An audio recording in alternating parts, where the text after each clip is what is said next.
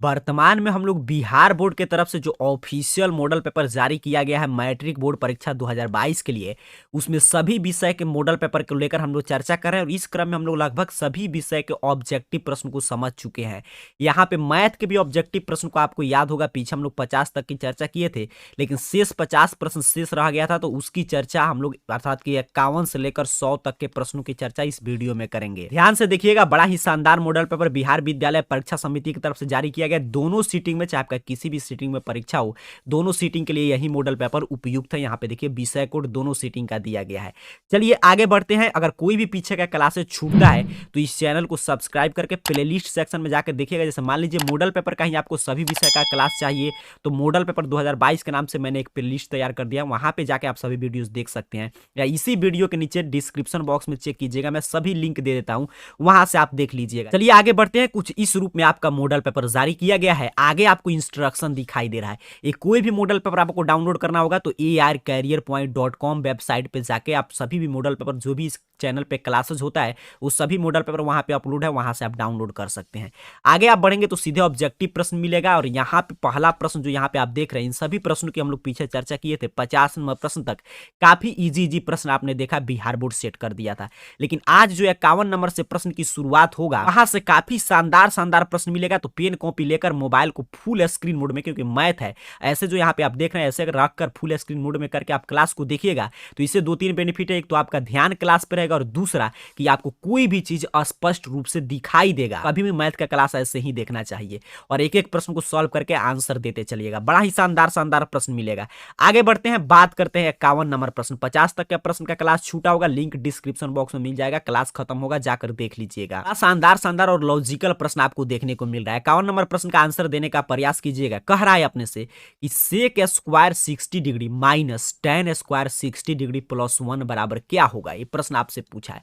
अब देखिए इसके बनाने के बहुत सारे तरीके हो सकते हैं, लेकिन ऑब्जेक्टिव प्रश्न में सबसे जल्दी बनने वाला तरीका होता है, उसी का पालन करते हैं। आप सेक स्क्वायर 60 का मान रखेंगे, टेन 60 का मान स्क्वायर कीजिए, इसको जोड़िए। उससे आसान है कि आप एक फार्मूला पढ़े होंगे, जब आप फार्मूला पढ़े तो उसी का यूज कीजिए, क्योंकि मैथ जब आसानी से बन जाए, मैथ को हमें अपने से कठिन नहीं करना चाहिए। तो यहाँ पे एक फार्मूला आपको याद होगा, यहाँ पे 60 दिया है तो मैं चलिए 60 को भी हटा दे रहा हूं ताकि आपको और क्लियर समझ में आए। Sec square theta minus tan square theta कितना होता है सर? 1 होता है, बिल्कुल सही। तो सेक स्क्वायर 60 अर्थात कि टेन स्क्वायर 60 दोनों बराबर है थीटा, तो इसका मान कितना हो जाएगा? यहां से यहां तक का मान कितना हो जाएगा? कहिएगा सर 1 होगा। और एक और 1 दिया था, 1 जोड़ देंगे, कितना होता है गुरुजी? तो 1 1 2, बिल्कुल सही, ऑप्शन बी। अब जो भी छात्र इस मेथड से बनाएंगे सोचिए उनको कलम उठाने की आवश्यकता है नहीं है। अगर नहीं तो ऐसे आप मान भी रखते, सेक 60 का स्क्वायर करते, तो उतना भी करके आप चेक कर लीजिएगा, ऑप्शन बी ही आएगा। चलिए आगे बढ़ेंगे, बात करेंगे 52 नंबर प्रश्न। कह रहा है सर कॉट 90 माइनस ए, तो इसको क्या बनाना है? कॉट 90 माइनस थीटा आप कितना बार याद किए हैं? टैन थीटा OMR सीट मिलेगा, डी ऑप्शन पे कलर करके आना है। आगे बढ़ते हैं, प्रश्नों को यहाँ पे धुआं उड़ाइएगा, तभी एग्जाम में आपको प्रश्न अच्छा से बनेगा। कह रहा है यहाँ पे देखिए ध्यान से, यहाँ पे मिसप्रिंट था, वहीं मैं लिखने का प्रयास किया। यहाँ पे क्या होगा? 2 tan 30 डिग्री, ये 53 नंबर प्रश्न है, बटा में 1 प्लस टेन स्क्वायर 30। तो डायरेक्ट आप मान रख सकते हैं, लेकिन मैं थोड़ा सा ताकि गुना भाग देखिए कम करना पड़े, क्योंकि हम लोग को इसी पे बना भी लेना है, तो मैं इसको थोड़ा सा लॉजिक लगाकर चेंज करूंगा। 1 प्लस टेन स्क्वायर थीटा बराबर सेक स्क्वायर थीटा, बिल्कुल सही। तो यहाँ पे मैं इसको लिख सकता हूँ सेक स्क्वायर 30 डिग्री, तो बिल्कुल सही। कहिएगा जी सर लिख सकते हैं, क्योंकि यही फार्मूला कहता है कि 1 प्लस टेन स्क्वायर थीटा बराबर सेक स्क्वायर थीटा। और वैसे भी आप मान रख सकते हैं, tan 30 का भी मान रखिएगा, कोई दिक्कत नहीं, किसी भी मेथड से आप बना के चेक कीजिएगा, आंसर उतना ही आएगा। अब ध्यान से अपने को देखना है, 2 उसी तरह रहेगा सर। tan 30 का मान कहिएगा 1 बटा में √3, ट्राइगोनोमेट्री टेबल याद कर जाना है।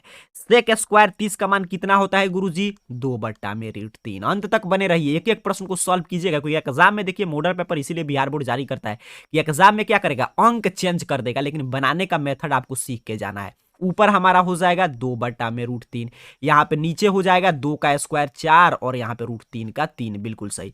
2 बटा में √3 और ऊपर इसको पलट देंगे सर 3 बटा में 4। 2 से 4 कट जाएगा, 2 √3 से 3 कटेगा, क्योंकि आप जानते हैं एक 3 में कितना √3 होता है? 2 √3, अर्थात कि कितना आपने बता दिया? √3 बटा में 2। किसका इसमें मान होगा सर √3 बटा में 2? यही आपसे पूछा है, तो साइन 60, बिल्कुल सही। जो भी छात्र कमेंट करें कि सर साइन 60 का मान होगा 2√3/2। तो आपका आंसर बिल्कुल सही है, ऑप्शन डी अपने को सही आंसर कर देना है सर। आगे बढ़ते हैं, बात करते हैं 54 नंबर प्रश्न में। बोला अंत तक बने रहिएगा, एक एक चैप्टर का आपका रिवीजन हो जाएगा 1 से 15 तक। और इधर जो 51 से प्रश्न शुरू हुआ है, पिछले तो प्रश्न काफी इजी था, लेकिन यहां से काफी अच्छा अच्छा लेवल का प्रश्न है। कह रहा है यदि एक 6 मीटर ऊंचे खंबे की छाया पृथ्वी पर 2√3 मीटर लंबी है तो सूर्य का उन्नयन कोण। चलिए सीखते हैं, ऐसे प्रश्न ऐसे पीछे हम लोग पढ़े भी हैं, लेकिन इसको सीखेंगे क्योंकि एग्जाम में देखिए क्या कहता है, बिहार बोर्ड का यही रूल है कि इस अंक को चेंज कर देगा, बाकी मेथड वही रहेगा। तो एक त्रिभुज बनाते हैं ताकि अच्छा से आपको समझ में आए। कह रहा है सर ये 6 मीटर लंबा खंबा है, इसका छाया यहाँ पे बन रहा है 2√3। तो कह रहा है आगे ऊपर सूर्य है, तो यहाँ पे जो उन्नयन कोण बन रहा है इसी को निकालिएगा। तो चलिए निकालते हैं कि कितना मानेंगे। देखिए यहाँ पे tan लेकर चलेंगे तो निकल जाएगा, क्योंकि दोनों के बीच में कोण है। तो tan लेकर चलते हैं, tan थीटा बराबर सर P/B अर्थात कि लंब बटा में आधार। लंब दे दिया आपने को 6, यहाँ पे समझ में आ रहा है आपको, और आधार नीचे दे दिया है गुरुजी 2√3। कटा देंगे सर, 2 से 6 कट जाएगा, 3√3 से 3 कटाएंगे। मैंने पिछले प्रश्न में बताया कि 3 में कितना √3 होता है 2, तो 1√3 कट के क्या बचा सर √3। अर्थात कि यहाँ पे ध्यान से देखिएगा, यहाँ पे ध्यान से देखिए, मैं यहाँ पे मोबाइल फोन के स्क्रीन पे ऐसे लिखने का प्रयास कर रहा हूँ, छोटा सा जगह है, तो आपको मोबाइल को फुल स्क्रीन मोड में थोड़ा सा आपको एडजस्ट करना है, ध्यान से समझने का प्रयास कीजिएगा। tan थीटा बराबर √3 आ गया, तो tan थीटा उसी तरह रहने देंगे सर। √3 कितना का मान होता है तो कहिएगा tan 60 का मान होता है। बिल्कुल लाजवाब, काफी विद्यार्थी सही से आंसर कमेंट कर रहे हैं। या थीटा बराबर गुरुजी आ गया 60 डिग्री, बिल्कुल सही, ऑप्शन डी अपने को सही आंसर करना है 54 का। ध्यान से सीखते चलिए, समझते चलिए, ऑफिशियल मॉडल पेपर है, एक एक प्रश्न को लेकर बिल्कुल डिटेल में मैं आपको सिखा समझा रहा हूं, ताकि एग्जाम में इसके आसपास भी प्रश्न भटके तो अपने को गलत नहीं करना है। कह रहा है किसी मीनार की ऊंचाई 15 मीटर है, जब सूर्य का उन्नयन कोण 60 डिग्री हो तो मीनार की छाया की लंबाई जमीन पर क्या होगा। उसी प्रश्न पे है, लेकिन थोड़ा सा कॉन्सेप्ट चेंज हो जाएगा। क्या कहा, ये मान लीजिए अपना मीनार है सर, इसका ऊंचाई दे दिया 15 मीटर। अब यहाँ पे एंगल जो हम लोग निकाले थे ना, तो यहाँ पे एंगल दे दिया है प्रश्न में। अब वहां पे नीचे वाला छाया की लंबाई दिया था, और यहाँ पे अपने से पूछा है, तो मान ले रहे हैं x है। मान लीजिए छाया का लंबाई क्या है x, तो चलिए tan लेकर उसमें चले थे, इसमें भी tan से बनाएंगे। tan 60 डिग्री बराबर क्या होता है, अभी मैंने पिछले प्रश्न में बताया P/B, तो क्या होगा सर 15/में x हो जाएगा। x हमने क्या माना है, यही माना है मीनार के छाया की लंबाई। लिखने की आवश्यकता नहीं है क्योंकि ऑब्जेक्टिव आप समझ रहे हैं, मैं ऑब्जेक्टिव बना रहा हूं। tan 60 डिग्री बराबर कितना होता है सर 3, बिल्कुल सही, 15/में x। देखिए ट्राइगोनोमेट्री टेबल बड़ा काम का चीज है, उसे याद कर जाइएगा। या x बराबर कैंची वाला गुना करेंगे तो 15/में हो जाएगा √3। 15 को हम कितना लिख सकते हैं सर, तो 15 को लिख सकते हैं 5 × 3, बिल्कुल सही, बटा में √3। √3 से इस √3 को कट जाएगा सर, एक √3 बचेगा, क्या बच गया 5√3 मीटर। ऑप्शन कहीं दिखाई दे रहा है, जी सर दिखाई दे रहा है, ऑप्शन सी सही आंसर कर देना है OMR सीट पे। उम्मीद करता हूं आप सीख रहे हैं। यहाँ पे प्रश्न का अभ्यास जरूर कीजिए, पेन कॉपी लेकर एक एक प्रश्न को, जितना ही मैथ में क्या है काटकूट मचाइएगा, उतना ही मैथ आपको क्लियर समझ में आएगा और एग्जाम में आपसे गलती नहीं होगा। पूरे कॉन्सेप्ट को सीख रहे हैं। चलिए 56 नंबर प्रश्न देखते हैं, क्या कह रहा है। निर्देशांक अक्ष के प्रतिच्छेदन बिंदु को कहा जाता है द पॉइंट ऑफ इंटरसेक्शन। यहां से क्लियर हो जाएगा। कह रहा है द पॉइंट ऑफ इंटरसेक्शन, अर्थात कि यहां पे मान लीजिए ग्राफ हम लोग खींचते हैं, यहां पे जो इंटरसेक्शन पॉइंट है सर, यहां पे आप समझ पा रहे हैं, यहां पे आपको दिखाई दे रहा है, इसे हम क्या कहते हैं गुरुजी, तो ओरिजिन, मूल बिंदु, इसी का निर्देशांक होता है 0 0, तो इसे क्या कहेंगे, मूल बिंदु। ऑप्शन सी आपको कमेंट करना है। आगे बढ़ते हैं, 57 नंबर प्रश्न को देखते हैं। कह रहा है प्रश्न किस पाद में स्थित है, कहिएगा सर यहां पे दिखाई दे रहा है माइनस माइनस आ गया, माइनस माइनस मतलब थर्ड क्वाड्रेंट, तृतीय पाद। ऑप्शन सी सही आंसर है। आगे बढ़ेंगे, बात करेंगे 58 नंबर प्रश्न। कह रहा है मूल बिंदु से बिंदु इतना की दूरी है। मूल बिंदु से दूरी क्या होता है सर, फार्मूला आपको याद होगा, x² + y²। सभी फार्मूला की हम लोग चर्चा किए हैं, क्योंकि ऐसा कितना मॉडल पेपर मैं आपको सिखा चुका हूं। x क्या है गुरुजी, क्योंकि मूल बिंदु से आप समझ रहे हैं ना, एक 0 है और एक बिंदु ये दिया है, तो x2 - x1 कीजिएगा तो x2 x1 बचा ही नहीं, 0 0 से क्या कोई प्रभाव पड़ेगा, नहीं पड़ेगा। इसलिए मूल बिंदु से दूरी का फार्मूला सीधे हम लोग यहीं लिखते हैं, √x²। तो यहाँ पे x है, ये अपना y है, x का स्क्वायर मतलब साइन का स्क्वायर कर देंगे। y का स्क्वायर मतलब cos का स्क्वायर कर देंगे। अब आपको क्लियर आंसर समझ में आ गया होगा। Sine square theta plus cos square theta बराबर 1 और 1 का वर्गमूल कितना होता है 1 होता है। तो ऑप्शन बी अपने को सही आंसर कर देना है। बिल्कुल शानदार शानदार प्रश्न सेट किया गया है। यहां से प्रश्न अगर सॉल्व करेंगे तो आपके माइंड में एक नया नया बत्ती जलेगा, अर्थात कि कैसे कैसे प्रश्न को सॉल्व करना है, किसी रूप में प्रश्न एग्जाम में आ सकता है। अंत तक देखिएगा, काफी महत्वपूर्ण जानकारी और मैथ का रिवीजन आपको होगा। कह रहा है बिंदु इतना के बीच की दूरी है। हर मॉडल पेपर में आपको सजेस्ट करता था कि ऐसा प्रश्न जरूर अभ्यास कीजिए। आपसे ऐसा प्रश्न देखिए मॉडल पेपर में पूछ रहा है, ऑफिशियली बिहार बोर्ड सेट करके भेजा है, ऐसे ही बोर्ड एग्जाम में आएगा। तो सर बीच की दूरी अर्थात कि डिस्टेंस बिटवीन निकालेंगे डिस्टेंस फार्मूला से। फार्मूला क्या होता है यहाँ पे आपको दिखाई दे रहा है। यहाँ पे देखिए ए हमारा क्या होता है सर x1, ए क्या है अपना y1, बिल्कुल सही। ए क्या है x2, ए क्या है y2। अब आप इसको नहीं बना लीजिएगा, कहिएगा जी सर बना सकते हैं। चलिए सॉल्व करते हैं साथ में। तो x2 कितना है जल्दी से बताइए, कहिएगा -1, बिल्कुल सही। माइनस उसी तरह रहेगा फार्मूला का। x1 कितना है सर 1 है, इसका होल स्क्वायर। प्लस में चलते हैं, y2 कितना है अपना 5, y1 कितना है 1। अब यहां पे देखिएगा -1 तो -2 का होल स्क्वायर। तो 5 में से एक जाएगा अपना 4 का स्क्वायर। यहां पे ध्यान से सीखिएगा, √2 का स्क्वायर 4, क्योंकि माइनस माइनस क्या हो जाता है प्लस, 4 का स्क्वायर 16। √20, 20 का अंडर रूट निकालिएगा तो कितना होगा, तो 4 5 में 20, तो 4 का 2 और √5। आप समझ पा रहे हैं, 20 का नहीं कुछ बुझाएगा, ऐसे निकाल सकते हैं। 2 का 10, 2 का 5, तो ये 2 से 1 2 बाहर आ गया और यहाँ पे √5 आ गया। तो 2√5 इकाई कहीं पे दिखाई दे रहा है, ऑप्शन सी बिल्कुल सही। 59 का राइट आंसर क्या करना है, ऑप्शन सी। प्रश्न को कॉपी पर जरूर बनाइएगा, क्योंकि एग्जाम में अब बिल्कुल कम समय है। अब नहीं प्रश्न का अभ्यास करेंगे तो कब करेंगे। 60 नंबर प्रश्न की बात करते हैं। देखिए 60 नंबर प्रश्न क्या कह रहा है, बड़ा ही लॉजिकल प्रश्न है। रेखा y बराबर 8 का आलेख निम्न में से किस बिंदु से होकर नहीं गुजरेगा। कह रहा नहीं गुजरेगा, यहां पे प्रश्न को समझना है। अब देखिए बिंदु किसी से ग्राफ कहीं से जाए उससे हमको कोई मतलब नहीं है, लेकिन जब y का 8 है, y का 8 है, तो ऐसे हम लोग निर्देशांक लिखते हैं ना, कहीं से गुजरेगा तो xy, अर्थात कि y 8 होगा तभी y बराबर 8 से गुजरेगा। और x तो x कुछ भी हो सकता है। समझ में आपको आ रहा है, क्योंकि y का मान दे दिया था तो y 8 होना चाहिए। x तो कुछ भी हो सकता है, क्योंकि x का मान नहीं दिया, 0 से लेकर जितना हो सकता है अनंत तक। अब देखिए 1 8 बिल्कुल सही, y 8 है तो गुजरेगा, बिल्कुल सही गुजरेगा। 4 8 तो यहाँ पे भी y 8 है, बिल्कुल यहाँ से भी गुजरेगा। 0 8 तो मैं बोला 0 से कुछ भी हो सकता है, यहाँ पे भी गुजरेगा। कहाँ से नहीं गुजरेगा सर, तो डी से नहीं गुजरेगा। तो वही पूछा था, तो इसका राइट आंसर OMR शीट पे क्या करना है, डी, क्योंकि y का मान देखिए यहाँ पे 8 नहीं है। देखिए कितना अच्छा अच्छा प्रश्न आपको मिल रहा है, नया नया प्रश्न सीखते चलिए, एग्जाम में कोई दिक्कत नहीं हुआ। 61 नंबर प्रश्न कह रहा है निम्नलिखित में कौन सा बिंदु प्रथम चतुर्थांश में है। इससे आसान प्रश्न क्या पूछ सकता है, प्लस प्लस कहाँ होता है सर, चतुर्थांश फर्स्ट क्वाड्रेंट। देखिए ऑप्शन ए वाला पे ही प्लस प्लस मिल गया, इसी को राइट आंसर कर देना है 61 का। आगे बढ़ते हैं, 62 नंबर प्रश्न देखते हैं क्या पूछ रहा है। कह रहा है 62 नंबर, बिंदु A5 6 का y अक्ष से लंबवत दूरी। देखिए बड़ा कॉन्सेप्ट पूछ रहा है आपसे, क्या पूछ रहा है, कॉन्सेप्ट।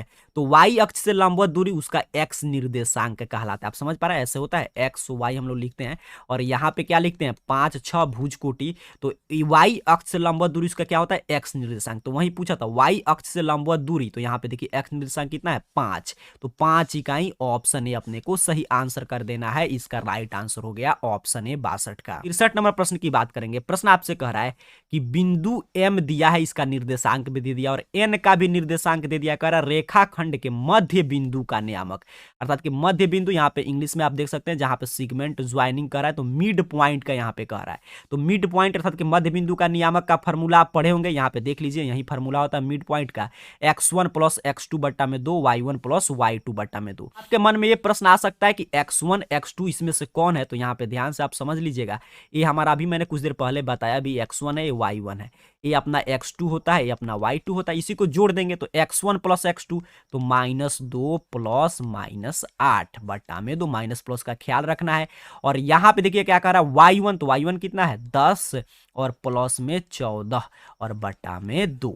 अब -2 और प्लस -8 तो -10 बट्टा में 2, और यहाँ पे कितना हो जाएगा 24 ना होगा, बिल्कुल सही 24 बट्टा में 2। इसको कटा देंगे सर, 5 12। देखते हैं कहाँ पे, बिल्कुल मिल गया सीधे सीधे आंसर, ऑप्शन सी अपने को सही आंसर कर देना है। ये फार्मूला याद रखिएगा, इसलिए मैं फार्मूला आपको लिखाते चलता हूँ किसी भी क्लास में। आगे बढ़ते हैं 64 नंबर प्रश्न को देखते हैं। कह रहा है प्रश्न, देखिए बड़ा लॉजिकल और शानदार शानदार प्रश्न पूछा है, इसलिए मैं बार बार आपको सजेस्ट कर रहा हूँ कि अंत तक जरूर देखिएगा, बिल्कुल बारीकी से आपके दिमाग में बिल्कुल नए नए प्रश्न बनाने की कला विकसित होगा और यही कला मैथ में आपको 100 में 100 दिलवाएगा। कह रहा है यदि किसी वृत्त के व्यास के छोरों का निर्देशांक 6-8 और -6 8 है तो वृत्त के केंद्र का निर्देशांक। अब ध्यान से, एक वृत्त लेकर मैं आपको समझा रहा हूं, क्लियर आपको समझ में आ जाएगा। ये अपना वृत्त होता है, यहाँ पे देख लीजिए, यहाँ पे कह रहा है व्यास, तो यहाँ पे समझ पा रहे हैं, यहाँ से मान लीजिए यहाँ तक मैंने खींच दिया, केंद्र ओ है, तो यहाँ पे क्या होता है त्रिज्या। अब ये क्या है, त्रिज्या नहीं सर, व्यास लीजिए, तो व्यास ये पूरा अपना क्या हो गया, यहाँ से यहाँ तक अपना हो गया व्यास। अब इसका निर्देशांक दिया है 6-8, इसका भी दे दिया, यहाँ पे देखिए -6 8। अब कह रहा है इसके केंद्र, तो वृत्त का केंद्र यहीं था O, और इधर भी R था, इधर भी R था, तो दोनों दूरी बराबर था, तो बीच का मिड पॉइंट का फार्मूला जो अभी पीछे हम लोग पढ़े थे, x1 + x2/2, उसी में पूछा है। तो अब सीधे सीधे आप बैठा दीजिएगा, कहिएगा जी सर बैठा देंगे, 6 प्लस में -6 और बटा में 2, और यहाँ पे कितना हो जाएगा अपना -8 + 8। उम्मीद कर रहा हूँ समझ पाना, अभी मैं फार्मूला लिखाया था x1 + x2 बटा में 2 और y1 + y2। तो यहाँ पे देखिए 6 - 6 तो 0 बटा में 2, और यहाँ पे 8 - 8 तो कितना हो जाएगा 0 बटा में 2, अर्थात कि 0 0, अर्थात कि कहाँ पे है सर, ऑप्शन सी पे है। बिल्कुल सही, ऑप्शन सी पे है। देखिए प्रश्न कितना अच्छा पूछा था घुमाकर, बट आपको अपना दिमाग बिल्कुल सही जगह पर लगाइएगा। एग्जाम में भी कितना भी प्रश्न घुमा ले, अगर कॉन्सेप्ट आप समझ रहे हैं इस क्लास के माध्यम से, तो प्रश्न आप गलत नहीं करेंगे। 64 का राइट आंसर सी है। 65 नंबर प्रश्न की बात करते हैं। प्रश्न आपसे क्या कह रहा है कि बिंदु ए और बी का निर्देशांक दिया है, कह रहा है मूल बिंदु से समदूरस्थ हैं, तो पी का मान क्या होगा। अब देखिए क्या कह रहा है, मूल बिंदु, तो मूल बिंदु मान लीजिए ओ है, और ओ का निर्देशांक कितना है 0 0, मान ले रहे हैं मूल बिंदु क्या है ओ। अब इससे कह रहा है ये समदूरस्थ है, दो बिंदु है, यहाँ पे है ए और अपना यहाँ पे है बी। ध्यान से कॉन्सेप्ट सीखिएगा, इसलिए मैं आपको एक एक प्रश्न को बारीकी से सिखा रहा हूँ। मोबाइल को फुल स्क्रीन मोड में करके देखिए। अच्छा यहाँ पे मान लीजिए आपको लग रहा होगा ये भी 0 है, इसको मैं मिटा कर दूसरा कुछ नाम देते थे, पी दे दिए। मान लीजिए मूल बिंदु का नाम मान ले रहे हैं, मूल बिंदु का नाम क्या है पी, और पी से ए और बी समदूरस्थ, अर्थात इसका दूरी बराबर, अर्थात कि क्या है सर, तो पीए बराबर है पीबी। ये प्रश्न में दे दिया, आप कह रहा है पी का मान, तो पीए तो डिस्टेंस फार्मूला से बनाएंगे, तो ऐसे देख लीजिए मूल बिंदु से दूरी, तो मूल बिंदु से दूरी क्या होता है, अभी मैंने बताया पीछे, x² + y²। क्यों सर, क्योंकि 0 0 हो जाएगा, घटाएंगे 3 - 0 तब भी 3, और वहीं तो उतना लिखने की क्या आवश्यकता है। यहाँ पे देखिए जब आसानी से प्रश्न मैथ का बन जाए तो उसे हार्ड नहीं करना चाहिए। ऐसे ऑब्जेक्टिव प्रश्न है, आप कैसे भी बनाइए, आंसर से मतलब है। उसी तरह पी बी, तो मूल बिंदु से दूरी फिर तो x² + y², कैंसिल हो जाएगा, रूट से रूट दोनों साइड है, स्क्वायर कर देंगे, कैंसिल हो गया। 3 का स्क्वायर कितना हो गया सर 9, 4 का स्क्वायर 16, p² + 1 का हो गया 1, 9 और 16 जोड़ेंगे तो कितना हो जाएगा अपना 25, और यहाँ पे प्लस है तो इधर आपको -1 बराबर p का स्क्वायर, या सर p बराबर √24 हो जाएगा। 4 छक 24, तो 4 का 2 हो गया, और इसका √6, तो प्लस माइनस में 2 √6। देखिए कहाँ पे है, तो ऑप्शन डी पे दिखाई दे रहा है सही आंसर। आपको समझ में नहीं आएगा तो 24 का ऐसे निकाल लीजिएगा, 2 का 12 और 2 का फिर अपना कितना हो जाता 6 और 2 का 3, तो ये 2 में से एक 2 बाहर हो गया और 6 रूट में उसी तरह रह गया, तो इसी का राइट आंसर आ गया ऑप्शन डी। उम्मीद करता हूं ये भी प्रश्न आप सीखें, समदूरस्थ वाला कॉन्सेप्ट पे था। ऐसा प्रश्न 2 अंक में पूछेगा, पूरा आपको विस्तार से ऐसे ही बना दीजिएगा लिख पढ़कर, तो आपको 2 अंक भी मिल जाएगा। 66 नंबर प्रश्न कह रहा है बिंदु इतना तथा इतना और इतना से बने त्रिभुज का क्षेत्रफल। त्रिभुज का क्षेत्रफल, मैं सोचिए ऐसा प्रश्न में क्या बोलता था कि अंक चेंज कर देगा, तो वही किया है, यहाँ पे अंक चेंज कर दिया है। तो ये नहीं आप कहिएगा कि मैं आपको नहीं सिखाया हूं, कितना प्रश्न मैं आपको सिखा चुका हूं त्रिभुज के क्षेत्रफल से। अब आपको बताना है फार्मूला कि त्रिभुज के क्षेत्रफल का फार्मूला क्या होता है, तो जल्दी से कमेंट बॉक्स में बताइए, कहिएगा सर 1/2, और शुरुआत कहां से करते हैं, x1 × y2 - y3, बिल्कुल सही, प्लस में अपना x2 फिर जिसे एंड हुआ है उसी से शुरू करेंगे, तो y3 - y1, और यहाँ पे ध्यान से देखिएगा प्लस में है x3 तो y1, और यहाँ पे -y2, इसको ब्रैकेट को बंद करेंगे। x1 x3 आप समझ रहे हैं, ये अपना x1 है, ये y1 है, यहाँ पे x2 है, यहाँ पे y2 है, x3 है, y3। अब मान बैठा कर जल्दी से आंसर कमेंट कर दीजिए तो कितना होगा। यहाँ पे ध्यान से समझिएगा, 1/2 उसी तरह रहेगा। x1 कितना है सर 0, तो 0 है तो ये तो पूरा 0 कर देगा, लेकिन फिर भी मैं लिख दे रहा हूँ।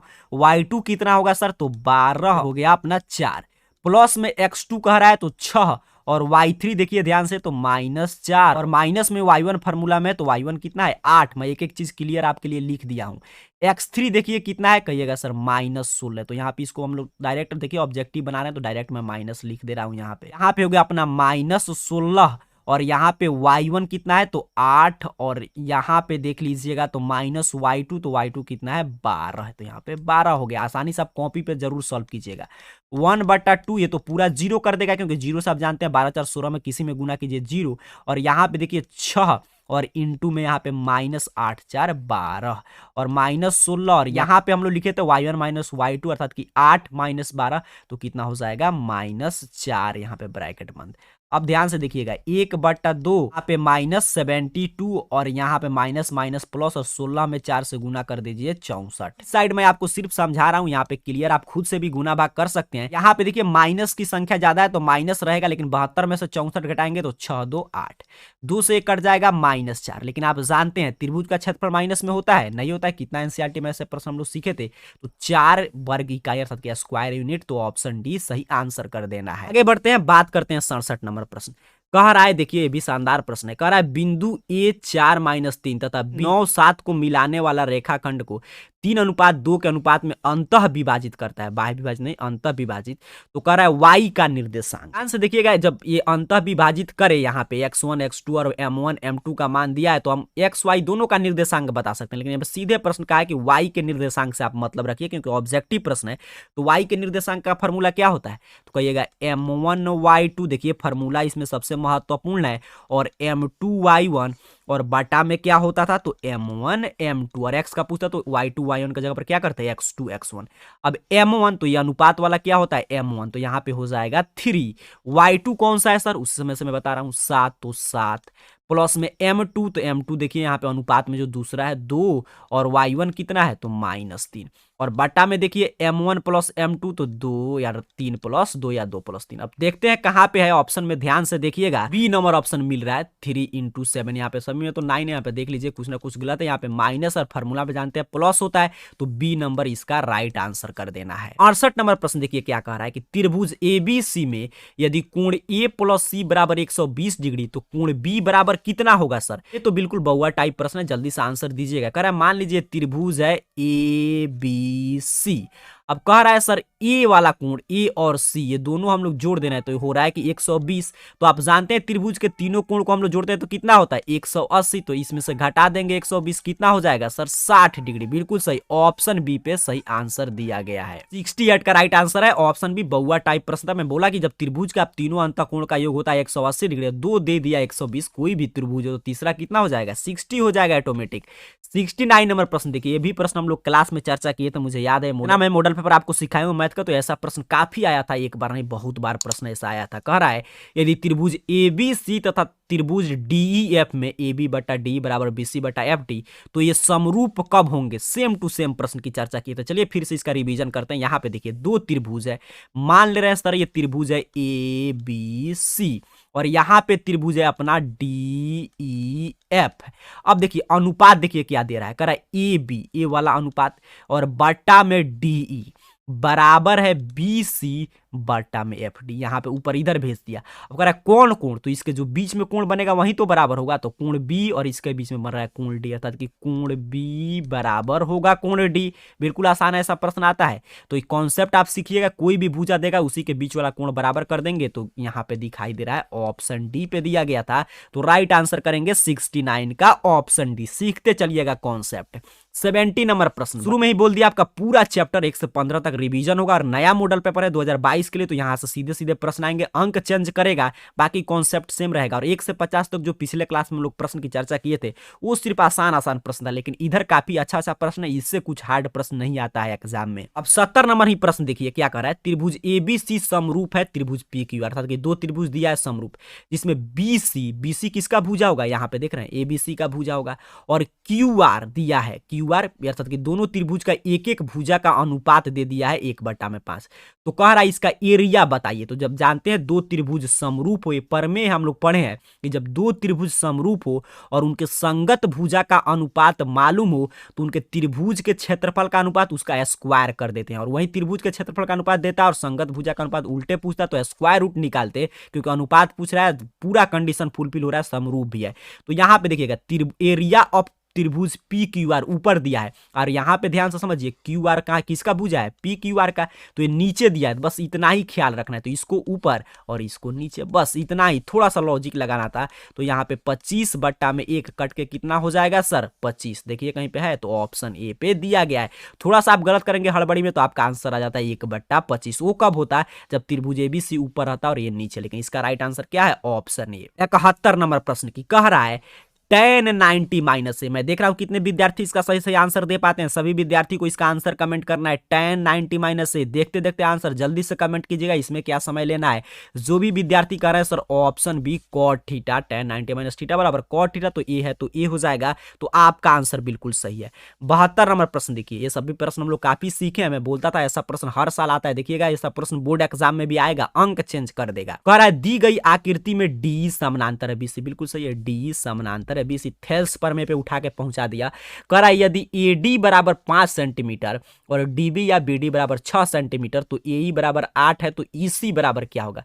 अर्थात कि यहाँ पे देखिए एडी दिया है 5, डीबी या बीडी जो कहिए 6 दिया है, यहाँ पे एई दिया है 8, तो ये पूछ रहा है कि कितना होगा, मान रहा है एक्स है। जब यहाँ पे देखिए एक भुजा दूसरे भुजा के समानांतर है त्रिभुज में, तो यहाँ पे क्या कंडीशन हो जाएगा, तो एडी बट्टा में डीबी बराबर होता है एई बट्टा में ईसी, हम लोग सिद्ध भी किए थे। अब यहाँ पे ध्यान से समझना है अपने को, एडी दे दिया सर 5, डीबी दे दिया 6, एई दे दिया 8, ईसी पूछ रहा है कितना होगा, एक्स मान ले रहे हैं। अब कैंची वाला गुना कर देंगे तो या एक्स बराबर 8 गुने में 6/5, 8 छक 48/5 कटा देंगे तो 5 9 45, देखिए 9 दशमलव समथिंग आएगा, तो यहाँ पे एक ही 9 दशमलव है, ऑप्शन सी अपने को सही आंसर कर देना है। ध्यान से सीखिएगा, क्योंकि मैं बोल रहा हूँ ये बिहार बोर्ड का ऑफिशियल मॉडल पेपर है। एग्जाम में बस अंक चेंज होगा, बाकी सभी कॉन्सेप्ट सेम रहता है। जैसे देखिए ये थेल्स पर में है, तो इसका आपका रिवीजन हो गया, तो ये क्या कभी भी चेंज हो सकता है, नहीं चेंज होगा। कह रहा है दो समान कोणिक त्रिभुज में उनकी संगत भुजाओं का अनुपात सदैव समान रहता है, किसका कथन है सर, हु सेड, तो थेल्स सेड। ऑप्शन ए सही आंसर आपको करना है। समान कोणिक त्रिभुज के बारे में किसने बात किया था, थेल्स ने, तो ऑप्शन ए सही आंसर है 73 का। देखते हैं 74 नंबर प्रश्न क्या पूछ रहा है। कह रहा है एक बाह्य बिंदु से एक वृत्त पर कितनी स्पर्श रेखा खींचा जा सकता है। एक बार नहीं, मैं आपको जितना मॉडल पेपर पढ़ाया था उन सभी मॉडल पेपर में प्रश्न आया था, मैं वहां पे बोला था कि लिख लीजिए, वीवीआई प्रश्न है। देखिए पूछ दिया कि नहीं। कह रहा है एक बाह्य बिंदु से एक वृत्त पर कितनी स्पर्श रेखा खींचा जा सकता है। कॉन्सेप्ट अपने को क्लियर रखना है। यहाँ पे ध्यान से देखिए, ये बाह्य बिंदु है पी, कितना खींच सकते हैं सर, 2 खींच सकते हैं, तो ऑप्शन बी सही आंसर कर देना है। और देखिए इसके 2-3 कॉन्सेप्ट है। एक होता है कि मान लीजिए वृत्त है, तो यहाँ पे बाह्य बिंदु से तो ठीक है, कितना खींच सकते हैं, 2। वृत्त पर कोई बिंदु है, मान लीजिए यहाँ पे, इससे कितना स्पर्श रेखा खींच सकते हैं, तो ऐसे 1 खींच सकते हैं। वृत्त के अंदर होगा तो 1 भी नहीं खींच सकते हैं। ये हमेशा क्लियर रखिएगा। 3 ही इसमें वृत्त में प्रमेय के टाइप का था, स्पर्श रेखा को लेकर पढ़ना। एक अपने को क्या पढ़ना था कि वृत्त के अंदर पूछेगा, मान लीजिए यहाँ पे पूछता है कि कोई बिंदु वृत्त के अंदर स्थित है, कितना स्पर्श रेखा खींच सकते हैं, तो कहते सर 0। कहता वृत्त पर है बिंदु, कितना खींच सकते हैं, तो 1। वृत्त के बाहर है सर, कितना खींच सकते हैं, 2। तो यही 3 प्रश्न इससे पूछता है। मैं तीनों आपको सिखा दिया हूं, पूरा कॉन्सेप्ट मैं आपको सिखा रहा हूं ताकि इसके आसपास प्रश्न भी आपको नहीं छोड़ना है। 75 नंबर प्रश्न देखिए क्या कह रहा है। कह रहा है दी गई आकृति में पीए तथा पीबी 2 स्पर्श रेखा है। ओ केंद्र वाला वृत्त में इस प्रकार है कि कोण एपीओ बराबर 40, तो कोण ओ ए बी। अब यहाँ पे देखिए यही प्रश्न, यहाँ पे पीए पीबी स्पर्श रेखा है, तो ये दोनों बराबर होगा।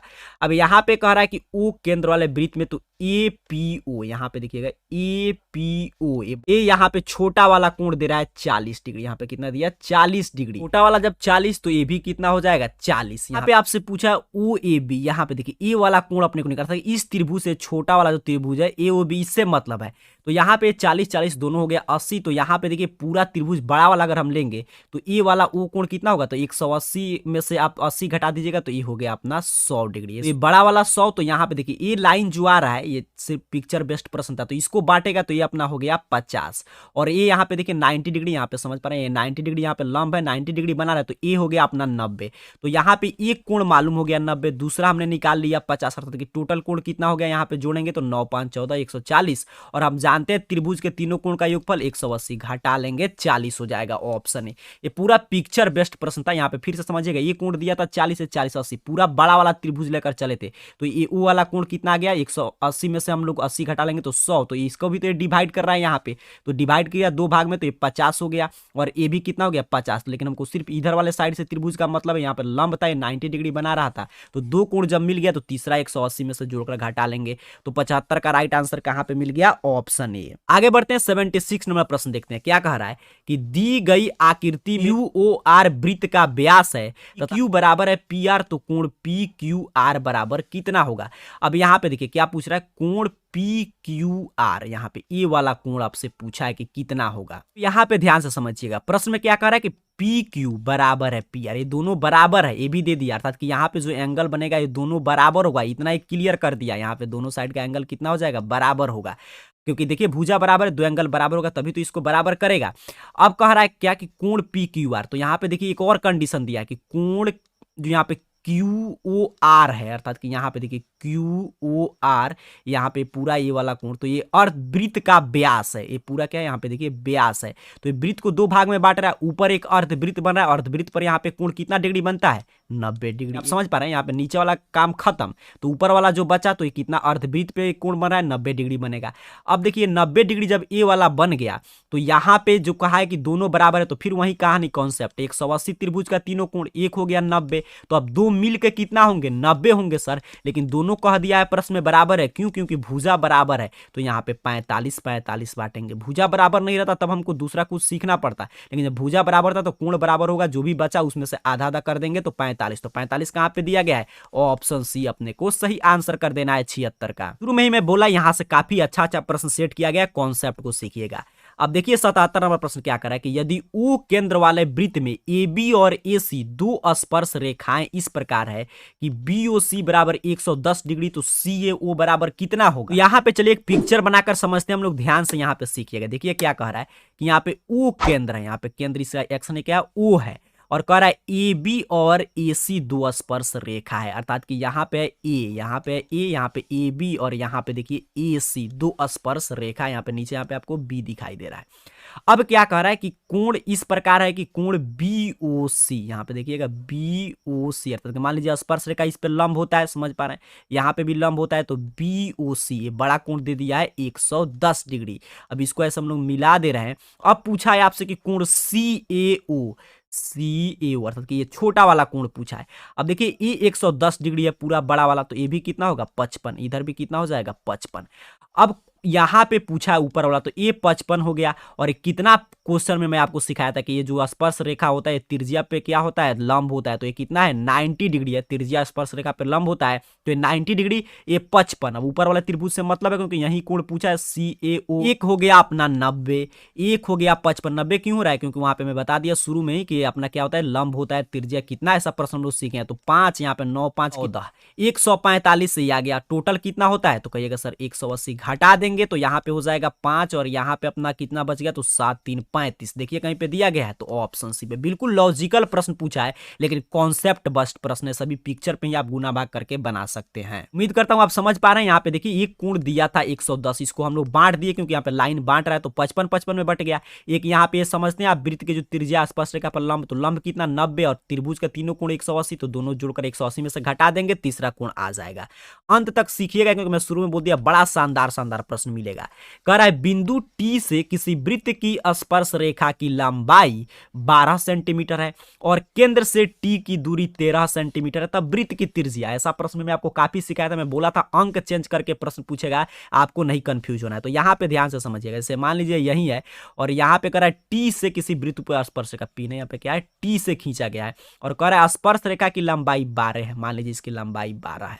और यहाँ पे करा है दूरी जो है केंद्र से इसका, तो ये कितना है 13 है। तो ये त्रिज्या पूछा है, तो अभी मैंने बताया लंब होगा अर्थात कि पाइथागोरस ट्रिपलेट का पालन करेगा, अर्थात कि 13 का स्क्वायर ये निकालना होगा। ओ ए बराबर तो कितना हो जाएगा 13 का स्क्वायर माइनस 12 का स्क्वायर अंडर रूट। आप समझ पा रहे हैं, आधार निकालना होता है तो कर्ण का स्क्वायर माइनस लंब का स्क्वायर कर देते हैं। तो यहाँ पे 169, यहाँ पे 144, यहाँ पे अंडर रूट 25 बराबर 5 देखिए कहीं पे दिया गया, तो ऑप्शन डी। ऐसे प्रश्न काफी हम लोग सीखे हैं, सीधे सीधे क्लास से प्रश्न आ रहा है, अंक सिर्फ चेंज कर रहा है। तो 78 का राइट आंसर क्या हो गया, ऑप्शन डी। आप समझ पा रहे हैं, ऐसे क्लास आप देखते होंगे तो आपको क्लियर समझ में आ रहा होगा।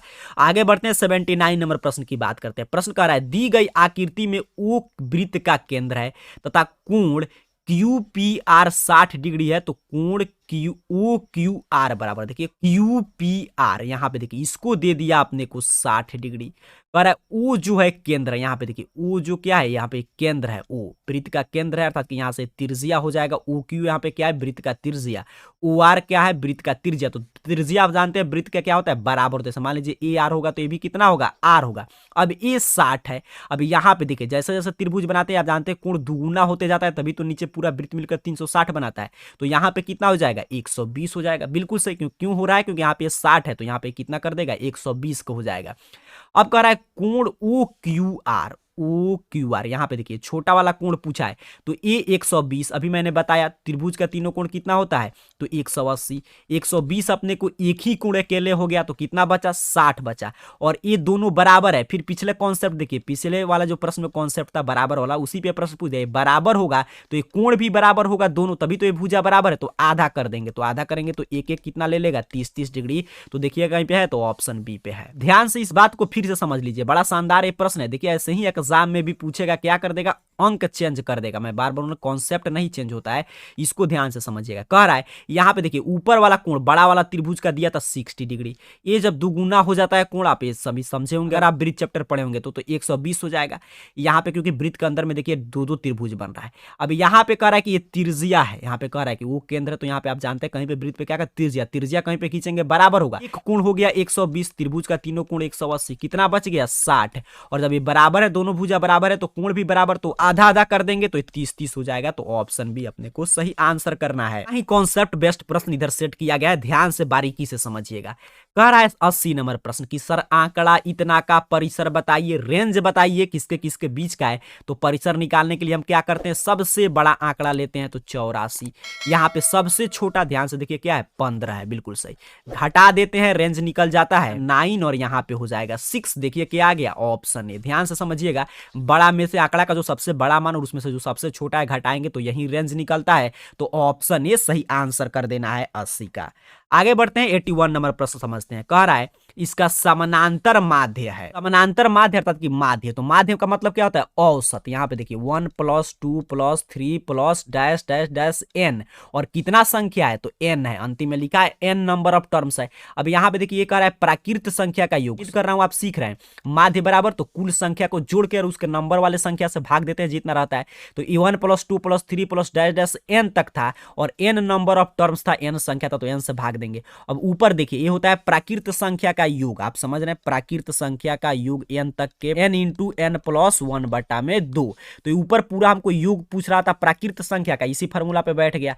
तो n × n + 1/2 और बटा में फिर n फार्मूला का रह जाएगा। यहाँ पे कैंसिल n + 1/2। तो देखिए कहीं पे दिखाई दे रहा है, ऑप्शन सी पे दिखाई दे रहा है। तो 81 का राइट आंसर क्या हो जाएगा, ऑप्शन सी। आगे बढ़ते हैं, बात करते हैं 82 नंबर प्रश्न। ये प्रश्न तो मैं आपको सिखाया था पिछले क्लास में, एक और हम लोग मॉडल पेपर की चर्चा किए थे मैथ का, उसमें आया था।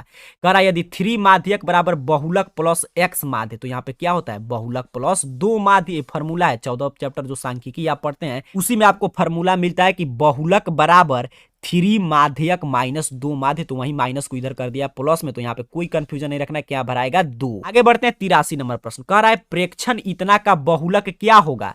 तो बहुलक मैं कितना बार आपको सिखाया हूं कि जिस आंकड़ा में जो जिसका बारंबारता सबसे अधिक हो। तो देखिए सबसे अधिक बार कौन दिखाई दे रहा है, 13 13 13। तो ऑप्शन सी इसका सही आंसर कर देना है। जो सबसे अधिक बार आता है तो जिसका आंकड़ा में बारंबारता सबसे अधिक होता है वही बहुलक हो जाता है। तो ऑप्शन सी सही आंसर है। 84 85 नंबर प्रश्न, बड़ा ही शानदार शानदार प्रश्न आपको सीखने को मिल रहा है। कह रहा है इसका माध्य जो है 10 है तो x का मान, तो अभी हम लोग सीखे माध्य हम कैसे निकालेंगे। तो टोटल जोड़ते हैं 7 plus 9 plus 13 plus 15 plus x, कितना रहता है उतना से भाग देते हैं। तो कितना संख्या है, तो 1 2 3 4 5, तो यहाँ पे क्या हो जाएगा 5 से भाग देंगे बराबर में 10 हो जाएगा, क्योंकि माध्य दिया है। अब टोटल यहाँ पे जोड़ दीजिएगा 7 9 13 और यहाँ पे 15, तो 44, बिल्कुल सही, बराबर हो जाएगा 50। या x बराबर प्लस है तो इधर माइनस करेंगे सर, तो 50 में से 44 घटा लेंगे 6, देखिए कहीं पे दिया गया है। तो ऑप्शन ए आपको OMR शीट पे कलर करना है। 84 का राइट आंसर क्या हो जाएगा, ऑप्शन ए। उम्मीद करता हूँ ये बिल्कुल आसान टाइप प्रश्न है, तो आप मुझसे पहले भी बना लेंगे। यहाँ पे सब जुड़ के जितना रहता है उसे भाग देते हैं, माध्य आता है, माध्य दे दिया था, गुना भाग करके आंसर आपको फाइंड आउट कर लेना है। मैं बोला शुरू में ही काफी शानदार शानदार प्रश्न सेट किया गया है। 85 नंबर प्रश्न है, किसी घटना की प्रायिकता का अधिकतम मान, तो अधिकतम मान कितना हो सकता है, मैक्सिमम वैल्यू 1 हो सकता है, ऐसे हम लोग पढ़ते हैं, 0 से बड़ा या बराबर हो सकता है किसी भी घटना का प्रायिकता, लेकिन 1 से छोटा या बराबर होगा। यहाँ पे 0 नहीं, क्या होगा 1 होगा, तो अधिकतम कितना हो सकता है 1, तो ऑप्शन ए अपने को सही आंसर करना है 85 का। आगे बढ़ते हैं 86 नंबर प्रश्न देखते हैं। कह रहा है निम्नलिखित में कौन सी ये घटना की प्रायिकता नहीं हो सकता है। यहाँ पे देखिए इसी कॉन्सेप्ट पे है, आप जानते हैं 0 से छोटा नहीं हो सकता है, 1 से बड़ा नहीं हो सकता है। तो देखिए इसमें क्या है, 0 से छोटा कोई है 50% है, तो 1/2 है, 0 से छोटा ये भी हो सकता है, ये भी हो सकता है, क्योंकि 0 दशमलव कुछ आएगा। यहाँ पे ये होगा नहीं होगा, क्योंकि 12 से 13 में भाग दीजिएगा तो यहाँ पे 1 आ जाएगा दशमलव, अर्थात कि 1 से ज्यादा आएगा, तो 1 से ज्यादा नहीं हो सकता, क्योंकि अभी देखिए हम लोगों ने यहाँ पे कॉन्सेप्ट सीखा। तो इसीलिए राइट आंसर आपको क्या कर देना है, ऑप्शन डी। क्यों सर, क्योंकि ये इसका 1 से ज्यादा आ रहा है मान, और हम जानते हैं कि घटना की प्रायिकता अधिकतम कितना हो सकता है, 1 ही हो सकता है, तो 1 से ज्यादा कैसे होगा, तो राइट आंसर है ऑप्शन डी। आगे बढ़ते हैं 87 नंबर प्रश्न देखते हैं। कह रहा है एक न्याय संगत पासा फेंका गया तो 2 के गुणज आने की प्रायिकता। देखिए पासा में क्या क्या होता है, कहिएगा 1 2 3 4 5 6, यही पासा में संख्या। आप कह रहा है 2 का गुणज छाटिए, तो 2 4 6, तो 2 का गुणज कितना हो गया 3, टोटल कितना है तो 6। आप समझ पा रहे हैं, हम लोग ऊपर क्या लिखते हैं, परिणाम की संख्या बटा संभावित कुल परिणाम की संख्या। तो ऊपर देखिए 2 का गुणज कितना था इसमें पासा में, तो 3 ही था, और टोटल परिणाम कुल कितना था संभावित 6, कटा देंगे सर 1/2। देखिए कहाँ पे दिया है, ऑप्शन ए पे दिया है। देखिए जो प्रायिकता से प्रश्न आता है वो काफी आसान आसान टाइप का रहता है, तो ध्यान से आपको समझ कर रखना है, आप आंसर गलत नहीं करेंगे, ऑप्शन ए इसका सही आंसर है। आगे बढ़ते हैं 88 नंबर प्रश्न, थोड़ा बनाकर आप लोग आंसर कमेंट कीजिएगा कितना आपका आंसर आ रहा है। कह रहा है अच्छी प्रकार से फेंटी गई एक ताश के गड्डी में से एक पत्ता या दृक्षा निकाला जाता है, तो इसके लाल रंग के होने की प्रायिकता। देखिए कुछ भी नहीं कहा है, बेगम है, चिड़िया है, कुछ नहीं है। ताश में टोटल कितना पत्ता होता है, तो 52 पत्ता, लाल उसमें से कितना होता है 26, अर्थात कि टोटल लाल, चाहे वो चिड़िया हो, ईंट हो, कुछ भी हो, तो 26 हो जाएगा। 26/52 बराबर 1/2। देखिए कहीं पे है, तो ऑप्शन ए अपने को सही आंसर करना है। बिल्कुल अच्छा प्रश्न, नया नया प्रश्न सेट किया गया है आपके लिए, ध्यान से समझते चलिएगा। आगे बढ़ते हैं 89 नंबर प्रश्न। कह रहा है 2 न्याय संगत सिक्का उछाला जाता है तो कम से कम एक शीर्ष आने की प्रायिकता। देखिए कह रहा है 2 सिक्का उछाल रहे हैं, क्या क्या आ सकता है, तो कहिएगा सर हेड आ सकता है, फिर क्या क्या आ सकता है, टेल आ सकता है, क्योंकि 2 सिक्का है, फिर हेड टेल आ सकता है, या टेल हेड आ सकता है, बिल्कुल सही। अब कह रहा है कम से कम एक शीर्ष, अर्थात कि एक हेड आने की प्रायिकता। यहाँ पे देख लीजिए 1 हेड, यहाँ पे कह रहा है एटलीस्ट 1 हेड, तो कम से कम एक हेड कितना में है, यहाँ पे नीचे तो टोटल लिख देंगे, तो 1 2 3 4, कुल संभावित परिणाम की संख्या 4, एक हेड इसमें भी है, एक ये हो गया, इसमें हेड है नहीं है, इसमें एक हेड है एटलीस्ट, देखिए कहा 1 हेड, किधर भी आए लेकिन हेड रहना चाहिए, इसमें भी एक हेड है, अर्थात कि कितना में है 3 में, तो 3/4 कहीं पे है, तो ऑप्शन डी पे दिया गया है। 89 का राइट आंसर क्या हो जाएगा, ऑप्शन डी। बड़ा ही लॉजिकल प्रश्न पूछा है, लेकिन आपको माइंड शांत करके एक एक प्रश्न को ध्यान से सॉल्व करना है, आसानी से आप बना सकते हैं। 90 नंबर प्रश्न देखिए करा, इसमें 2 सिक्का था, पिछले प्रश्न में करा 3 सिक्का, करा 3 सिक्का को हम लोग उछालेंगे तो संभावित परिणाम की संख्या, ऐसे ये सब प्रश्न तो आपको ऐसे ही याद रखना चाहिए, लेकिन फिर भी चलिए हम लोग गिनते हैं। 3 सिक्का उछाल रहे हैं, तो सबसे पहला है कि हेड आ सकता है, फिर टेल आ सकता है, बिल्कुल सही, क्योंकि 3 सिक्का है, फिर हेड टेल आ सकता है, एक एक को बदलेंगे, फिर क्या आ सकता है सर, तो टेल हेड आ सकता है, और क्या आ सकता है, तो हेड टेल हेड आ सकता है, फिर 3 सिक्का है तो टेल हेड टेल भी आ सकता है। ध्यान से बारीकी से सीखिएगा, कोई भी इसको रिपीट नहीं करना है, तो टेल हेड भी आ सकता है, और हेड टेल भी आ सकता है। इसके अलावा शायद अब कुछ नहीं आएगा। इसके अलावा क्या आएगा, कुछ नहीं। यहाँ पे देखिए सभी हम लोग परिणाम लिख रहे हैं, पूरा पूछा है कि कुल संभव परिणाम 3 सिक्का उछाल रहे हैं, तो इतना ही आ सकता है। ध्यान से आप एक बार देख लीजिएगा, खुद से इस प्रश्न को मिला भी लीजिएगा, जितना आएगा उतना ही आंसर होता है। तो 2 2 4 2 6 2 8, तो देखिए ऑप्शन डी पे इसका सही आंसर करेंगे। आपको कमेंट बॉक्स में बताना है कि आपने कुल कितना गिना, इसका सही आंसर क्या होगा, लेकिन यहाँ पे फिलहाल 8 राइट आंसर आपको समझना है। आगे बढ़ते हैं, 91 नंबर प्रश्न को देखते हैं। कह रहा है 8 सेंटीमीटर त्रिज्या वाले वृत्त के अंतः वर्ग का क्षेत्रफल क्या होगा। देखिए ये भी क्वेश्चन काफी शानदार है। क्या पूछ रहा है कि 8 सेंटीमीटर त्रिज्या वाले वृत्त के अंतः वर्ग, मतलब मान लीजिए वृत्त हम लोग यहाँ पे बना रहे हैं, तो कह रहा है इसका 8 सेंटीमीटर त्रिज्या है, यहां से यहां तक 8 सेंटीमीटर है। पूरा इसका व्यास निकालते हैं तो कितना हो जाएगा, त्रिज्या का दुगुना 16 हो जाएगा। अब कह रहा है इसके अंतः वर्ग, अंदर एक वर्ग बन रहा है। अंतः वर्ग का मतलब मान लीजिए जैसे यहाँ पे एक वर्ग बन रहा है, इसके अंदर वर्ग बन रहा है। एक प्रश्न भी काफी पूछे जाते हैं। तो यहाँ पे कह रहा है कि इसका क्षेत्रफल क्या होगा। तो सबसे पहले वर्ग का हमको भुजा निकालना होगा, और ये अपना है वृत्त का व्यास, यहाँ से यहाँ तक क्या है, वृत्त का व्यास। और लेकिन ये वर्ग के दृष्टिकोण से देखेंगे, क्योंकि वृत्त से हमको कोई मतलब नहीं है, तो वर्ग के दृष्टिकोण से देखेंगे तो ये वर्ग का क्या है, विकर्ण है। कितना होता है वर्ग का विकर्ण, तो √2 है। फार्मूला आपको याद रखना चाहिए, क्योंकि क्षेत्रमिति में देखिए सारा खेल फार्मूला का है। 2a बराबर 16। उम्मीद करता हूं आप समझ पा रहे हैं, ये वृत्त का व्यास है, लेकिन वर्ग का विकर्ण है, और विकर्ण से हम लोग भुजा निकालेंगे। यहाँ पे a का मतलब क्या था, भुजा, या a बराबर 16 बट्टा में √2। हमने क्या फाइंड कर लिया, तो वर्ग का भुजा। अब हमसे पूछा था कि वर्ग का क्षेत्रफल, तो वर्ग का क्षेत्रफल क्या होता है सर, भुजा स्क्वायर था, कि 1 का स्क्वायर, तो 16 बट्टा √2, यही इसका स्क्वायर कर देंगे। तो यहाँ पे देखिए 16 2 बार गुना में हो जाएगा, √2 का स्क्वायर कीजिएगा तो क्या बचेगा, 2। 2 से अपना 16 कट गया, 8, और 8 से 16 में गुना कर देंगे तो 128 सेंटीमीटर स्क्वायर हो जाएगा। ऑप्शन डी इसका सही आंसर है। उम्मीद करता हूं इस प्रश्न को आप समझे होंगे। यहाँ पे देखिए वृत्त का त्रिज्या दिया था, तो इसको व्यास में हम लोगों ने बदल दिया, 2 गुना कर दिया। और ये जो वृत्त का व्यास था, इसके अंतः जो ये वर्ग बन रहा है, इसका विकर्ण था, तो विकर्ण का फॉर्मूला होता है √2a। तो इस पे बैठा के हमने भुजा निकाल लिया, और वर्ग का क्षेत्रफल आप जानते हैं, भुजा स्क्वायर, तो 128 सेंटीमीटर स्क्वायर। बिल्कुल आसान लेकिन बिल्कुल लॉजिकल प्रश्न है। एग्जाम में देखिए ऐसे प्रश्न आप सीख कर जाते हैं, तो 8 की जगह पर 16 7 कुछ भी पूछ सकता है, अंक चेंज करेगा, बाकी कॉन्सेप्ट नहीं बदलता है। अब 92 नंबर प्रश्न देखिए, कह रहा है 2 वृत्त के परिधियों का अनुपात 4:5 है, तो इनके क्षेत्रफल का अनुपात क्या होगा। अब परिधि का अनुपात दिया है, परिधि का अनुपात दे या त्रिज्या का अनुपात, क्षेत्रफल पूछता है तो इसका सीधे सीधे स्क्वायर करते हैं, तो 16:25 देखिए कहीं पे दिया गया है, तो ऑप्शन सी पे आपको मिल जाएगा। आगे बढ़ते हैं, देखते हैं 93 नंबर प्रश्न। कह रहा है यदि एक समबाहु त्रिभुज का क्षेत्रफल इतना है तो इसकी भुजा कितना होगा। यहाँ पे प्रश्न में क्या कर रहा है, समबाहु त्रिभुज है, तो समबाहु त्रिभुज का क्षेत्रफल, इसका फॉर्मूला आपको याद होना चाहिए। समबाहु त्रिभुज का क्षेत्रफल क्या होता है, तभी आप इसे आप बता पाएंगे। तो समबाहु त्रिभुज का क्षेत्रफल मैं इधर लिख दे रहा हूं, आप जानते हैं क्या होता है, √3/4, और यहाँ पे मैं लिख दे रहा हूं भुजा स्क्वायर, अर्थात कि a का स्क्वायर, यही होता है समबाहु त्रिभुज का। अब इसी को हम लोग गुना भाग करेंगे, तो या a स्क्वायर बराबर 9√3, और गुना में 4, यहाँ पे भाग में था तो गुना में हो गया, नीचे जो अपना था यहाँ पे गुना में तो भाग में आ गया। √3 से √3 कैंसिल, क्या हो गया, तो या a बराबर √9 में 4 से आप गुना कीजिएगा तो 36, और 36 का रूट निकल जाएगा, 6 हो जाएगा, तो 6 सेंटीमीटर इसका भुजा था, तो ऑप्शन ए सही आंसर है। तो ये भी बिल्कुल आसान प्रश्न था, सिर्फ आपको समबाहु त्रिभुज का फॉर्मूला यहाँ पे क्षेत्रफल का अगर मालूम है तो बस इसी बैठा के गुना भाग ऐसे कर दीजिएगा, आंसर आ जाएगा। आगे बढ़ते हैं, देखते हैं 94 नंबर प्रश्न में शुरू में ही बोल दिया, काफी शानदार प्रश्न मिलेगा।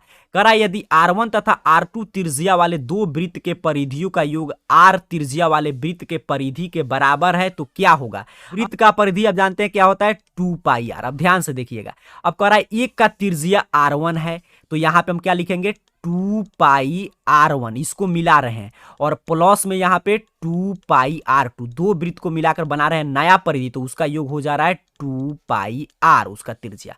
अब यहाँ पे देखिए 2π दोनों में है, 2π कॉमन ले लेंगे, R1 + R2 और बराबर 2πr, 2π से 2π कैंसिल, तो इसीलिए r बराबर क्या हो जाएगा, R1 + R2। देखिए कहीं पे दिया गया है तो बिल्कुल सही, बी पे दिया गया है, तो ऑप्शन बी सही आंसर है। बस आगे बढ़ते हैं, देखते हैं 95 नंबर प्रश्न। कह रहा है यदि शंकु की ऊंचाई तथा त्रिज्या 3 गुनी हो जाती है तो शंकु का आयतन हो जाएगा। शंकु का आयतन कितना होता है, 1/3πr²। ध्यान से समझिएगा, कब होता है? जब आर इसका त्रिज्या हो, एच ऊंचाई हो। अब कह रहा है कि आर पहले आर था लेकिन अब 3 गुना हो गया था तो 3r हो गया।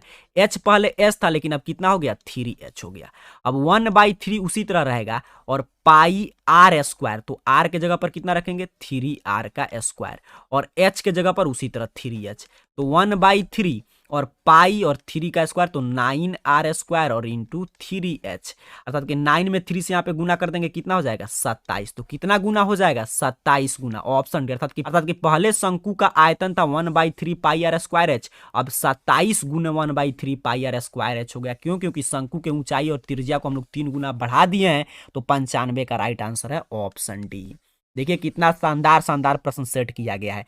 आगे बढ़ते हैं 96 नंबर प्रश्न को देखते हैं। कह रहा है आर त्रिज्या वाले अर्धगोला का कुल पृष्ठ क्षेत्रफल, देखिए अर्धगोला है, हेमीस्फीयर है, और कुल पृष्ठ क्षेत्रफल तो 3 पाई आर स्क्वायर। ऑप्शन बी अपने को सही आंसर करना है। 97 नंबर प्रश्न देखते हैं क्या कर रहा है। सीधे सीधे देखिए फॉर्मूला काफी पूछ रहा है, क्षेत्रमिति का फॉर्मूला याद रखिएगा। कह रहा है शंकु के छिन्नक का आयतन क्या होता है सर? तो ऑप्शन है 1/3 पाई एच इंटू बड़ा आर का स्क्वायर प्लस छोटा R plus R into R. तो यही होता है शंकु के छिन्नक का आयतन। सीधे सीधे फॉर्मूला पूछ लिया था, तो ऑप्शन ए अपने को सही आंसर कर देना है। आगे बढ़ते हैं 98 नंबर प्रश्न देखते हैं। कह रहा है उस समानांतर श्रेणी का सार्वंतर ज्ञात करें जिसका a18 माइनस a14 बराबर 32। तो यहाँ पे ध्यान से आप सॉल्व कर सकते हैं। a18, तो a18 मतलब 18वां पद कितना होता है? तो कहिएगा a प्लस 17d, बिल्कुल सही यही होता है। माइनस a14 तो a प्लस 13d। उम्मीद करता हूं आप समझ पा रहे हैं। 18वां पद का मतलब a प्लस 17d, 14वां पद का मतलब a प्लस 13d बराबर हो गया 32, या a प्लस 17d उसी तरह रहने देंगे माइनस a और माइनस 13d बराबर 32। बड़ा ही शानदार प्रश्न है। a से a यहाँ पे देखिए कैंसिल, 17d में से अपने को 13d घटा लेना है तो क्या बचेगा सर? 4d बराबर 32, या d बराबर तो 32/4 अर्थात कि 8। डी का मान कितना आ गया? 8। देखिए कहीं पे दिया है तो ऑप्शन सी पे दिया गया था, तो 98 का राइट आंसर क्या हो जाएगा? Option C. 99 नंबर प्रश्न देखते हैं। कह रहा है गोला का व्यास 42 सेंटीमीटर है, तो इसका पृष्ठ क्षेत्रफल क्या पूछ रहा है कि सरफेस एरिया, देखिए टोटल या कुछ भी नहीं लगाया है। तो कह रहा है गोला का व्यास है 42, तो इसका हम लोग त्रिज्या निकाल देंगे, 2 से भाग दे देंगे, कितना हो जाएगा? 21 हो जाएगा। अब कह रहा है कि इसका पृष्ठ क्षेत्रफल, तो गोला का पृष्ठ क्षेत्रफल 4 पाई आर स्क्वायर। क्योंकि देखिए जब तक प्रश्न में कुछ नहीं कहा जाए तब तक हम लोग समझते हैं कि कुल पृष्ठ क्षेत्रफल नहीं पूछा है। 4 पाई आर स्क्वायर, तो 4 और पाई का मान 22/7। आर के जगह पर 21 गुना में 21, 7 से इसको कटा देंगे 3, और यहाँ पे 22 में 4 से गुना कर देंगे, और 21 में 3 से, तो यहाँ पे 36। अब पूरा अपना गुना कर लीजिएगा, आ जाएगा 5544 सेंटीमीटर स्क्वायर। देखिए दिया गया है तो बिल्कुल सही ऑप्शन सी पे दिया गया है। 100 नंबर प्रश्न की बात करते हैं। प्रश्न आपसे कह रहा है कि एक बेलन की ऊंचाई 14 सेंटीमीटर है, तो बेलन के वक्र सतह का क्षेत्रफल 264 सेंटीमीटर है, तो इसका आयतन क्या होगा? यहाँ पे देखिए आर चाहिए, तो आर हम लोग निकालेंगे, तो बेलन का वक्र पृष्ठ क्षेत्रफल तो 2 पाई आर एच बराबर 264 दिया है, प्रश्न में दिया, यहां से हमको आर मिल जाएगा। या ऐसे ही हम लोग 2 पाई यहाँ पे, तो 2 और गुने में पाई के जगह पर कितना रख देंगे? 22/7, और यहाँ पे आर निकालना है, और ऊंचाई दिया है 14 बराबर 264। यहाँ पे देखिए 7 से कट जाएगा, कितना हो जाएगा? 2। आर बराबर इधर गुना में तो भाग में करते हैं, तो 264, और नीचे हो जाएगा 2 गुने 22 गुना में 2। इससे यहाँ पे कटा देंगे 264, अपना कट के आ जाएगा कितना? तो यहाँ पे 12। 2 से कटा देते हैं, तो फिर यहाँ पे कट गया 6, और 2 से फिर इस 6 को कटा देंगे, आ गया 3। तक हम यहाँ पे कटा कर पूरा आप कटा लीजिएगा अच्छा से। आर हमने निकाल दिया 3। प्रश्न में क्या पूछा है कि इसका आयतन, तो बेलन का आयतन क्या होता है? पाई आर स्क्वायर एच। अब पाई तो 22/7, आर स्क्वायर तो 3 का स्क्वायर यहीं पे कर देते हैं, तो 9, एच उसी तरह रहेगा तो 14। यहाँ पे 7 से कटा देंगे 2, तो 22 और गुना में 18, तो 18 दूनी 36, 3 और फिर 36 और 3 39 पे देख लीजिए कहीं पे दिया है 396 सेंटीमीटर क्यूब, तो ऑप्शन डी पे दिया गया था। 100 नंबर प्रश्न का राइट आंसर हो जाएगा ऑप्शन डी। ये भी प्रश्न बड़ा ही शानदार था। बेलन का वक्र सतह का क्षेत्रफल दिया था, इससे हमने देखिए फार्मूला पे रख के हमने आर का मान निकाल लिया, और फिर आपको एच दे दिया था। प्रश्न में आयतन पूछा था, तो हमने आयतन का फार्मूला पाई आर स्क्वायर रख के गुना भाग करके आपको आंसर निकाल लेना है। यहाँ पे ऑब्जेक्टिव प्रश्न समाप्त होता है। आगे देखिए अब सब्जेक्टिव प्रश्न की शुरुआत हुआ है, तो आपको नीचे कमेंट बॉक्स में बताना है कि आज के 50 में से आपने कुल कितने प्रश्न का सही से आंसर दिया। उसके साथ साथ अगर आप इस वीडियोज को लाइक करते हो, नीचे कमेंट बॉक्स में बताते हैं, तो अगले क्लास में हम लोग इसके सब्जेक्टिव प्रश्न को समझेंगे। तब तक के लिए क्लास को लाइक जरूर कीजिएगा। आप सभी को बहुत बहुत धन्यवाद।